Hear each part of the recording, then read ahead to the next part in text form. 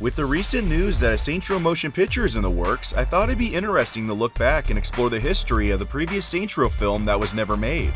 The first mention of a live-action Saints Row movie can be traced back to 2009 in a Kotaku article. In this article, rapper 50 Cent announced that he wanted to make a Saints Row film. He revealed this during a conference when a reporter asked if his upcoming game Blood in the Sand would be adapted into a film. 50 Cent's response: "With my relationship with THQ, they'll actually see me develop Saints Row into an actual screenplay and into a film project. I'm optioning for the right for that right now, so they'll see that before they see me do it from my own perspective for my game."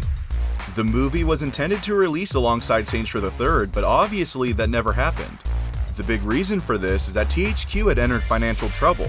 They were cutting spending in nearly every department to try to stay afloat, but we all know what came of that. Never forget. Yeah, never forget. It's also rumored that 50 Cent left the project after seeing the tonal shift of the third game.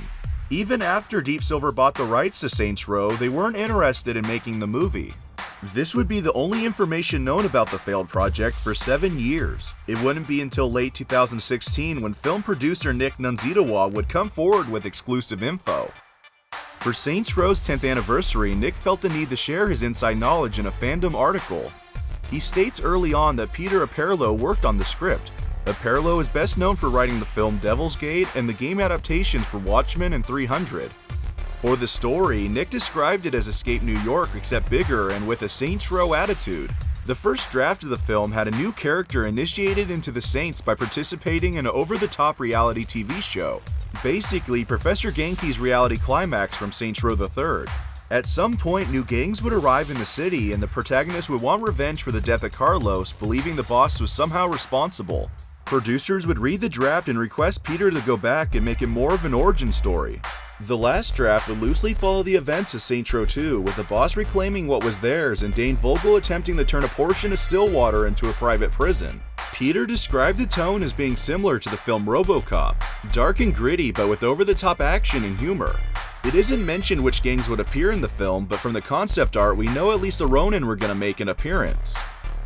The other pieces of concept art show the prison boat escape, Vogel looking out the Phillips building, a shootout with Saints and what I assume are Misako soldiers, and Gat's courtroom scene.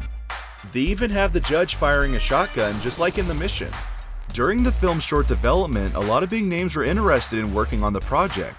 There was 50 Cent of course, and even Dwayne "The Rock" Johnson. One concern however with working with The Rock was that the film would possibly have to be PG-13 instead of R. Clearly, Saints Row and PG-13 does not mix. Keep waiting, bitch. The project would proceed with pre-production for some time. As Nick described it, artists created concept art, designers created a style guide and pitch book to represent the brand. Gears turned and revisions kept the story evolving. There was a real feel that the timing was right, and then THQ went into bankruptcy. So yeah, this was sounding to be a pretty wild film. The fortunate side to all this is that nearly a decade after the project was cancelled, another Saints Row movie is finally being made. We have yet to see how close it mirrors the original film, but I'll just be happy to see my favorite Saints Row characters on the big screen. Well everyone, I hope you enjoyed this quick look into the history of the original Saints Row full-length feature.